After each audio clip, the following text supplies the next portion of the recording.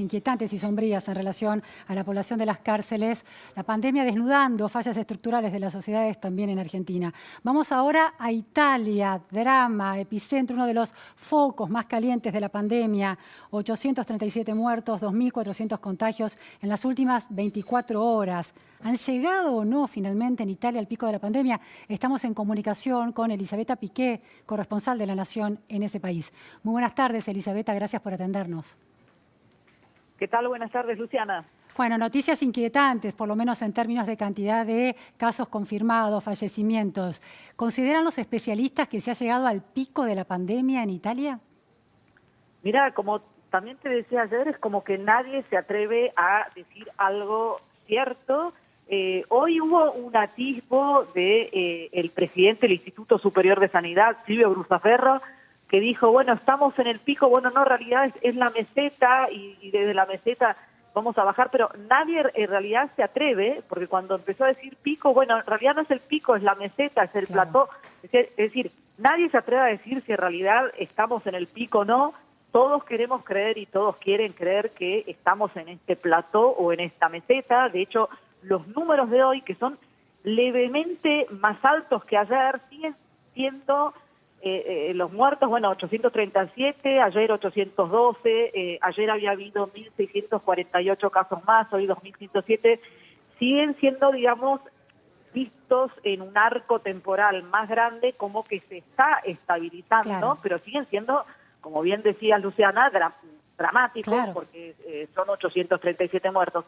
Y todo esto en este marco también de incertidumbres, de expertos que dicen que, bueno, que en realidad estos números no son verdaderos, es decir, son los números oficiales, pero como decíamos ayer, no están contabilizando muchísimas otras situaciones, es decir, también los muertos sí están contabilizando quienes mueren en hospitales, pero no están contabilizando quienes mueren en casas de reposo o incluso en su domicilio, claro, porque sobre todo, vamos a recordar, en la región de Lombardía, la más importante de Italia a nivel económico,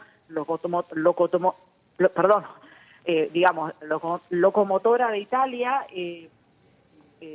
bueno, ahí, digamos, sigue siendo una situación muy dramática, donde como no hay lugar en las terapias intensivas, directamente a mucha gente le dice, bueno, quédense en su casa, les dan asistencia, claro, en lo que se puede, domiciliaria, justamente ni hoy siquiera los testean con... en muchos casos, ¿no? Ni siquiera pueden... Exacto, entonces... se dedican a comprobar si hay contagio positivo o no. Bueno, ya no hay capacidad del sistema para eso.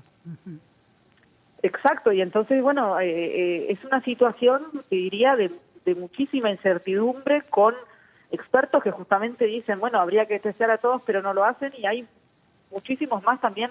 Los números oficiales, casos totales, 105.792 hoy.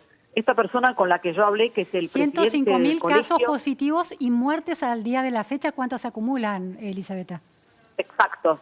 Esto según los números de Protección Civil, ¿no? Pero los fallecimientos, ¿a cuántos llegan? Porque estos son los casos positivos. ¿Fallecimientos? No. Estos los casos totales, que es la suma de positivos, sí, y fallecimientos. Los fallecimientos suman en total, según, como te digo, los números oficiales, sí, 12.428. Claro. Pero hoy hablaba con este presidente del Colegio de Médicos de Bérgamo, ciudad mártir, digamos, dentro de esta pandemia, que me decía que en realidad son cifras que no reflejan la realidad, claro, porque son cifras que cuentan quienes murieron en hospitales y no cuentan los domicilios, no cuentan quienes murieron en las casas de reposo. Y así como... Ahora, digamos, Elisabetta, para aclarar, para tenerlo claro, no se trata de que el Estado italiano esté ocultando información, sino que en pérdida de cauce de la administración de la pandemia ha perdido la capacidad de llevar un registro de los casos positivos que no se testean y de las muertes que suceden fuera de las instituciones. Bueno, el gobierno italiano ha puesto a la Protección Civil a manejar, digamos, la emergencia, y la Protección Civil está dando los números de lo que es lo que pasa en los hospitales. Claro. Entonces queda fuera Por otro lado, bueno, el tema de los testeos. Ellos dicen que hicieron hasta ahora el total 506.968, acá lo llaman tamponi, los tamponi que serían los test de hisopado. Ujú. Pero claro, esto, y hoy lo decía el jefe de la Protección Civil en esta conferencia de prensa, que es el momento clou del día, a las 6 de la tarde, que es tremendo, porque, bueno, están estos números dramáticos, y Borrelli decía, ojo, él mismo lo decía, el jefe de la Protección Civil, 506.968, no quiere decir que hubo test a 506.968 personas, porque en muchos casos los test se repiten 3 veces Claro. en una sola persona. Claro. Entonces, te diría que es como que mi sensación es que todos, pero lo admiten ellos también, y en este sentido, la verdad, uno también valora esta, en realidad, transparencia. Porque Claro, ellos la mismos cruda dicen, transparencia de la situación, muy importante en una situación de crisis y de pandemia como esta, ¿no? Para sostener la credibilidad de quien lleva, de quien gobierna el país en el medio de una pandemia. Sí, exactamente. De hecho, ayer mismo también yo decía, pero entonces, porque también otro tema que quizás a Italia se le critica en esta gestión de lo que sabemos que es una emergencia, es este hecho de decir, sí, hay estos 12.428 muertos. ¿Murieron por coronavirus? Y ellos, claro, dicen, bueno, no, la mayor parte de las personas murieron con coronavirus. Claro. Es decir, gran mayoría tenía 3 patologías más, cardíacas, renales, diabéticas, cáncer, etcétera. Entonces también, y esto habla también, bueno, en los diversos países cada uno contabiliza sus decesos en forma distinta. Claro, y además No solo... es interesante lo que Sí, decís, perdón. Elisabetta, contabiliza los decesos en forma distinta, pero además lo que muestra es que el coronavirus mata o mata la incapacidad de los sistemas de salud para estar a la altura de la demanda que implica esta pandemia. Sí, en este sentido también muy interesante esta misma persona con la que te dije que hoy pude hablar, el presidente del Colegio de Médicos de Bérgamo, que a todo esto, más allá de todos los errores involuntarios, por supuesto, que ha habido, en el sentido de que este virus circulaba, ya lo dicen todos, circulaba a mediados de enero, había estas pulmonías muy, muy raras que nadie se dio cuenta hasta mucho después que era el COVID-19, y este COVID-19 sabemos que tiene esta rapidísima y esta virulencia tremenda en cuanto al contagio. Y esto por un lado. Entonces, la impreparación en darse cuenta de lo que era por un lado. Después, todo el tema, y esto lo dicen todos también en Italia, más allá de que hablábamos, es considerada la cuarta sanidad pública mejor del mundo, Sí, pero sí. es una sanidad pública que, como muchísimas otras sanidades públicas del mundo, ha tenido en los últimos años, décadas, unos recortes brutales. Entonces, este médico decía, si esto es devastador es también por estos cortes brutales. Claro. Y decía justamente eso, todo este tema de estos médicos. Hoy, bueno, esta cifra dramática también de los médicos que han muerto, hoy subió a 66 médicos muertos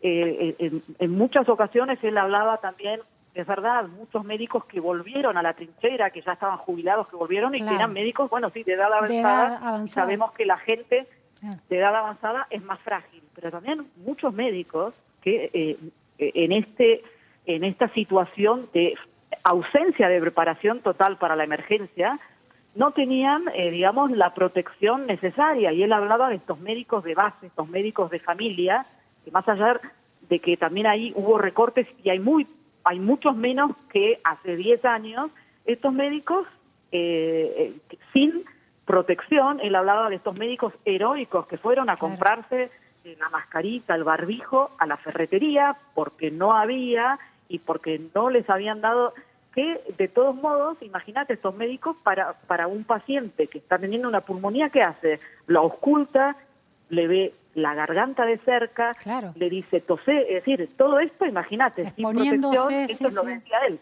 Sí, sí, sí. Es tremendo. Y bueno, y él hablaba también de esto, y por supuesto también decía, por supuesto acá ya estamos hablando, se está hablando en Italia, donde es verdad, vemos una meseta, sigue habiendo muchísimos casos y muchísimas muertos, pero se ve que se está amesetando esta curva.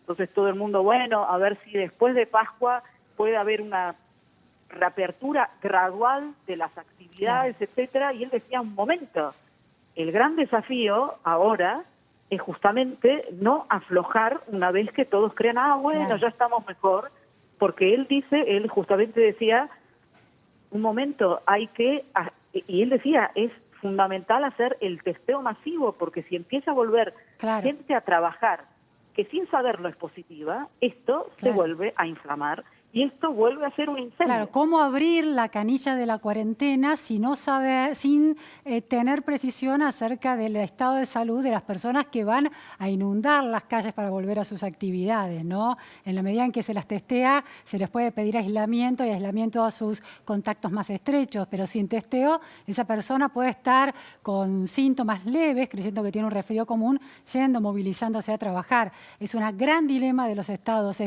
Elisabetta, Italia ha sido muy eficaz comparada con España para contener el foco de la pandemia del coronavirus, sobre todo en esa región del norte de Italia. En España hay preocupación porque se está expandiendo radialmente. ¿Qué se hizo de distinto para lograr ese nivel de contención? Porque aunque hay casos en el sur, no representa el nivel de generalización que representa en Italia en el norte. Bueno, creo que aquí hablamos de que, recuerdo muy bien el 8 de marzo, Día de la Mujer, y que en España todavía estaban yendo a hacer las marchas, etcétera. Claro. Bueno, aquí la gente creo que en un momento, todo el mundo al principio minimizó, no, es una gripe, etcétera, pero finalmente es como que las medidas empezaron a ser en gran parte respetadas. Es como que el gobierno transmitió que, aunque al principio también el gobierno, todos es como que se van ajustando, pero bueno, creo que tiene que ver con el tema de que la gente se quedó en casa, que es la consigna, quedarse en casa y no moverse demasiado, pero también hay hechos que uno quizás no tiene en cuenta. Por ejemplo, acordémonos ese famoso partido Valencia-Atalanta, que es el equipo de la ciudad de Bérgamo, que dicen que fue una bomba biológica, porque ahí, pero mucha gente que fue de Valencia ese partido, digamos, el tema es que, mucha gente se movió, lo que ahora nadie se está moviendo todavía. Y los trabajadores, sabemos que los tiempos... Los trabajadores de las empresas, esas empresas pujantes del norte de Italia, que quizás vivan en realidad, sean originarios de otras regiones del sur. Una vez que se decidió la cuarentena en el norte, ¿pudieron volver a sus hogares en el sur con el riesgo de llevar el coronavirus consigo? Bueno, ese es uno de los, entre comillas, escándalos que ha habido acá, porque también porque al principio recuerdan, la zona roja era la zona roja de provincia de Lodi, en el sureste de Milán, y en el Véneto, después se extiende a Lombardía, y recuerden cuando se filtró que se iba a cerrar Lombardía, y hubo un éxodo de personas que se fueron al sur, un primer éxodo, porque después cuando hubo